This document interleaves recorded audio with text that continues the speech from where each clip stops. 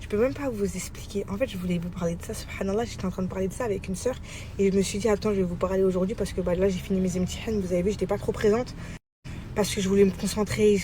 J'avais peur de mal. Du coup, je vous disais quoi? Vous voyez, le bienfait d'apprendre l'arabe, il est inexplicable. En fait, je vais vous expliquer pourquoi. En gros, vous savez, il y a pas longtemps, en ce moment, j'avais pas trop le temps de lire le Coran parce que j'étais très préoccupée par les cours, rattraper mes cours et tout. Et du coup, ça faisait que j'avais pas trop le temps de lire le Coran. Et après, ce que je me suis dit, c'est que je me suis dit, tu sais quoi, Jenna, essaie de ramener ton Coran en cours. Comme ça, pendant la récréation, Inch'Allah, tu lis ton Coran. Et ce qui s'est passé, c'est quoi? C'est que pendant la récréation, moi, je suis restée dans la classe. Après, il y a des autres sœurs qui restent dans la classe. Mais je me suis mis dans mon coin, j'ai ouvert mon Coran. Et en fait, quand j'ai ouvert mon Coran, j'ai lu la sourate Beled. Et en fait, quand j'étais petite, il y a quelques années, j'étais petite, c'était un grand mot. Mon frère, il aimait trop la lire et j'aimais trop quand il me la lisait. Et là, en fait, je l'ai lu. Et quand je l'ai lu, parce que je la connais pas par cœur, cette sourate, je l'ai lu, je lisais.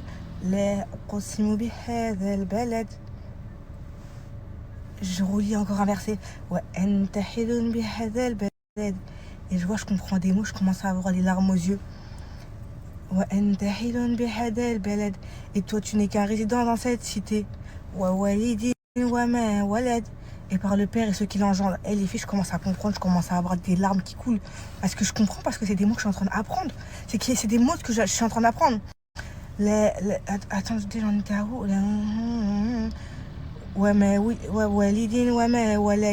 Par le Père et ceux qui l'engendrent. Les filles, je m'effondre, je pleure. Parce que ça veut dire quoi ce verset?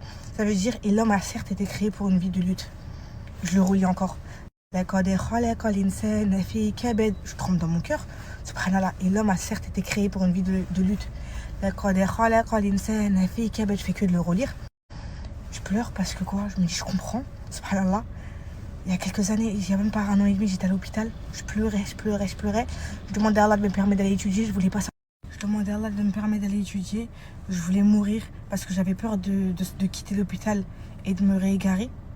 Quand je suis sortie de l'hôpital, les filles, je me suis sentie pour vous dire, je sais pas si je vous l'avais dit, comme pas, subhanallah, quand je suis sortie de l'hôpital, j'ai eu des contrats, des sommes, on m'a proposé des sommes. Et subhanallah, j'ai commencé à accepter et tout. Mais quand je rentrais à la maison le soir, je pleurais. C'est comme si j'en voulais à Allah. Je disais, ya Allah, je t'avais vu, je voulais mourir. Soit je voulais mourir à l'hôpital, soit je voulais que je sorte dehors et que tu me guides. Et que je reste dans ma religion. Et en fait, là, je suis dehors et j'ai trop d'épreuves. En gros, j'ai trop de... C'est comme si, en fait, on t'apporte énormément d'argent, on te ramène énormément de distractions. Et ça fait que, ça me faisait mal au cœur parce que je me disais, je suis en train de prendre un chemin alors que la seule chose que je voulais, c'est soit mourir, comme ça je vais au paradis, Inch'Allah, quand je suis à l'hôpital, parce que je faisais beaucoup d'œuvres, ou soit sortir et continuer d'être guidée. Et j'avais eu cette impression que j'étais sortie et que j'étais partie dans un autre chemin. Ça veut dire que ça m'a fait tellement mal au cœur, je pleurais tout le temps.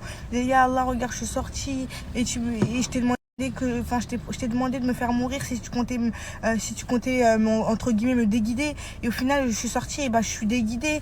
Et du coup, tout le temps, je demandais. Subhanallah, là, aujourd'hui, je suis en train d'apprendre la langue du Coran, la langue arabe. Et le fait que j'entends que je commence à comprendre des versets. Après, en gros, c'est l'homme a certes été créé pour une vie de lutte. Et après, dedans, il y avait Elisene wa shafaten. Les filles, Elisene wa shafaten. En fait, on est en train d'apprendre le corps humain. Et en fait, dans le corps humain aussi, vous savez, il y a la langue, il y a la bouche et les 2 lèvres. Et en fait, c'est Elisene shafaten. Et en fait, Lisen, c'est la langue et shafaten, c'est les 2 lèvres. Ça veut dire que, subhanallah, quand je dis, mais je comprends en fait les mots. Et en fait, je peux pas vous expliquer, subhanallah. Ce que je ressens, c'est inexplicable. Le ressenti est inexplicable. Non, je le jure par cette cité. Et toi, tu n'es qu'un résident dans cette cité. Par le Père et ceux qui l'engendrent. Et l'homme a certes été créé pour une vie de lutte. Et l'homme a certes été créé pour une vie de lutte. Les filles, n'oubliez pas, on a été créé pour une vie de lutte. Ça veut dire que c'est normal qu'on va lutter. C'est normal qu'on va souffrir. C'est normal qu'on va être triste. parce qu'on a été créé pour une vie de lutte. Les musulmans, c'est pas notre vie ici, Inch'Allah, on ira au paradis, c'est là-bas notre vraie vie. Ça veut dire c'est pas grave si on lutte, c'est pas grave si on souffre, etc. C'est pas notre vraie vie. C'est quelques années, Inch'Allah, ça passe vite. Regardez comment déjà on a grandi depuis. Vous avez vu comment les années elles passent vite? C'est pas notre vie, ça veut dire c'est pas grave. Inch'Allah, patientez. On vous fait du mal, on patiente. On nous fait du mal, on patiente. Il y a des épreuves, on patiente. Sobre.